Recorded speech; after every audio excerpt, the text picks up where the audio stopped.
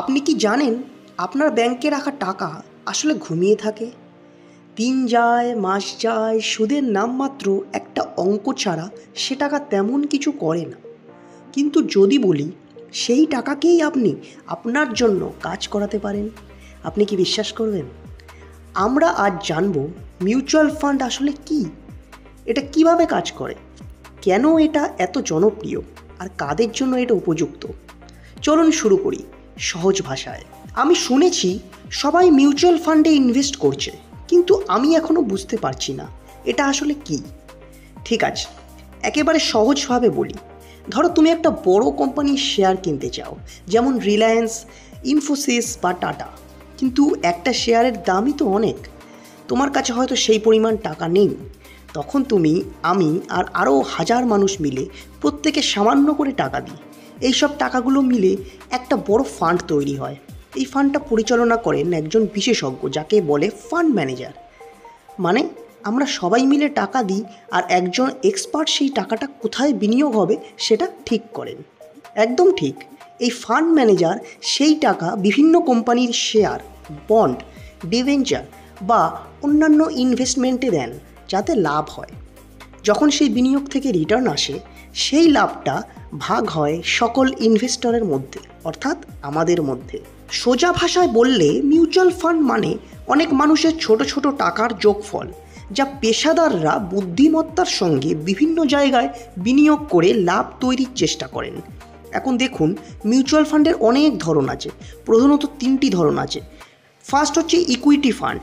এগুলো মূলত কোম্পানির শেয়ারে বিনিয়োগ করে, ঝুঁকি একটু বেশি কিন্তু রিটার্নও অনেক বেশি হতে পারে। এটা তাদের জন্য যারা দীর্ঘমেয়াদে বড় লাভ চান। 2 নম্বর হচ্ছে ডেট ফান্ড। এখানে টাকা রাখা হয় সরকারি বন্ড, ডিবেঞ্চার বা ফিক্সড ইনকাম ইনস্ট্রুমেন্টে। ঝুঁকি অনেক কম কিন্তু রিটার্নও মাঝারি। নিরাপদ ইনভেস্টমেন্ট খুঁজছেন তো এটা আপনার জন্য। 3 নম্বর হচ্ছে ব্যালেন্স ফান্ড। এতে শেয়ার ও বন্ড দুটোতেই বিনিয়োগ হয়, অর্থাৎ ঝুঁকি কমিয়ে রিটার্নও কিছুটা বাড়ানো যায়। এটা মাঝারি ঝুঁকির বিনিয়োগকারীদের জন্য দারুণ বিকল্প। তাহলে আমি যদি একটু একটু করে বিনিয়োগ করতে চাই, সেটা কি সম্ভব? অবশ্যই। তুমি চাইলে এসআইপি, সিস্টেমেটিক ইনভেস্টমেন্ট প্ল্যান, এর মাধ্যমে প্রতি মাসে 500, 1000 কিংবা 2000 টাকা করেও শুরু করতে পারো। এসআইপি মানে হলো নিয়মিত ছোট ছোট ইনভেস্টমেন্ট, যা সময়ের সঙ্গে বড় অঙ্কে পরিণত হয়। মানে আমি ধীরে ধীরে ইনভেস্ট করবো আর সেটা সময়ের সঙ্গে বড় হয়ে যাবে। ঠিক তাই, এটাকে বলে পাওয়ার অফ কম্পাউন্ডিং, যেখানে আপনার টাকা শুধু সুদ আয় করে না, বরং সেই সুদের উপরও সুদ আসে। এভাবেই আপনার ছোট বিনিয়োগ একসময় বড় মূলধনে রূপ নেয়। উদাহরণ দিই, আপনি যদি প্রতি মাসে 1000 করে এসআইপি করেন এবং বছরে 12% রিটার্ন পান, 20 বছর পর সেই টাকাটা প্রায় 10 লাখেরও বেশি হতে পারে।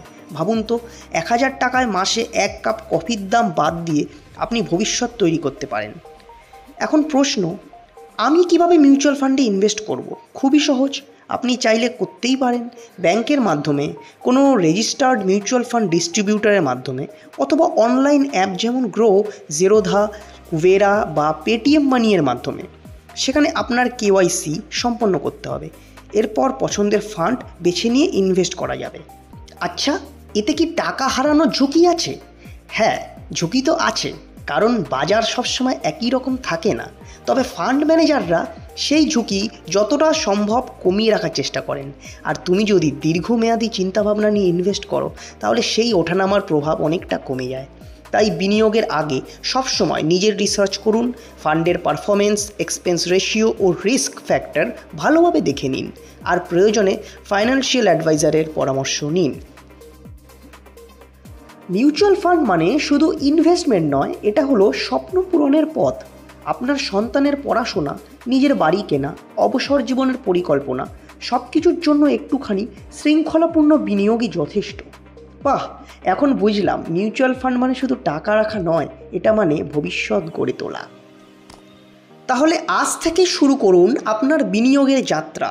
ছোট টাকায় বড় স্বপ্ন দেখুন, কারণ টাকা ঘুমালে সে হারায় মূল্য, কাজ করলে সে গড়ে তোলে ভবিষ্যৎ।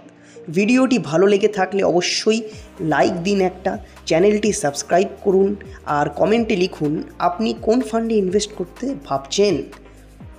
আজকের জন্যে এইটুকুই। দেখা হচ্ছে পরবর্তী পর্বে আবারও কোনো এক দুর্দান্ত কন্টেন্টের সঙ্গে। ততক্ষণের জন্য সবাইকে টাটা।